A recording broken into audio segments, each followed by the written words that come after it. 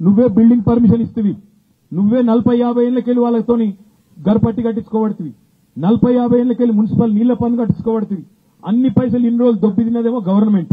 ఇప్పుడేమో వాళ్ళు పేదవాళ్ళందరినీ పట్టుకొని ఇగో వీళ్ళు గరీబ్ గాళ్ళు, వీళ్ళకి ఏ దిక్కు లేదు, బుల్డోజర్ పంపిస్తా, కూలగొడతా, వీళ్ళు కబ్జాకోరులు అది ఇదని మాట్లాడుతూ ఉన్నాడు.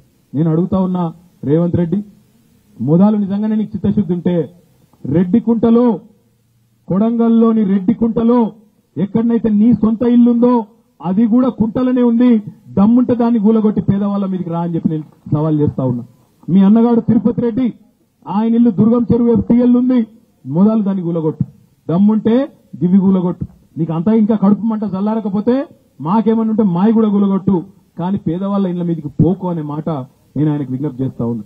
నీకు పైసలు కావాలి, కమిషన్లు కావాలి, రాహుల్ గాంధీకి పంపాలి, కుర్చీ కాపాడుకోవాలి. మాకు నీ బాధ అర్థమవుతుంది. నీకు అంతగానం పైసలు పిచ్చుంటే 4 కోట్ల మంది తెలంగాణ ప్రజలం చందాలేసుకుంటాం, గణేష్ కు చందాలేసుకున్నట్టు చందాలేసి నీ మొఖాన కొడతాం, గానీ పేదవాళ్ళ కడుపు కొట్టుడు బంద్ చేయనమా. చందాలు ఇయ్యరాయండి మీరు కందుకూరులో? 5-10 రూపాయలు ఎక్కువేం కాదు.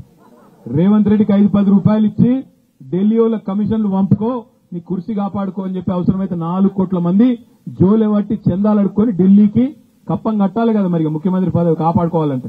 అందుకే ఈ పనులన్నీ చేస్తున్నాడు.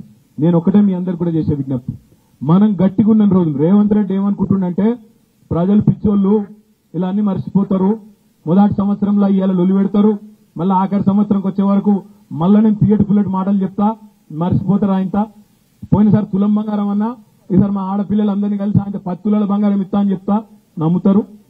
ఆయనత మళ్ళీ నాకే గుద్దుతారు అనుకుంటాను.